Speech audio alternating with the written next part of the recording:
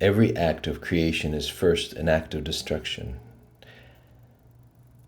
The reason for this video is to illustrate how I've done this many, many times where I've had an old piece of work, which was average, it was okay.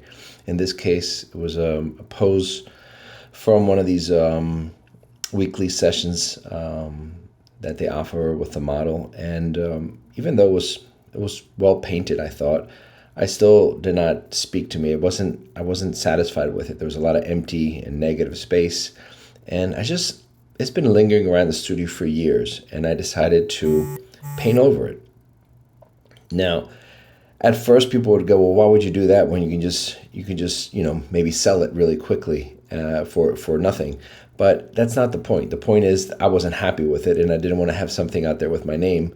And ultimately, it's about, putting something out in the world that represents you and that you really, really like. So it's a bold choice, but every single time that I've decided to do this, I've come out with a better piece of work at the end.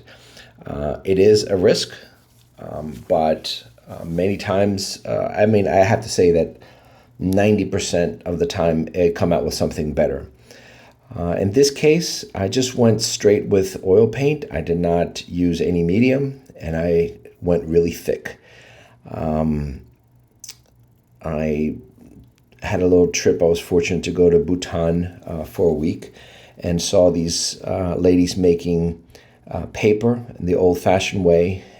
I thought it was fascinating that they still made paper the way they were taught thousands of years ago. And I just went at this painting and completed it in one day, a la prima.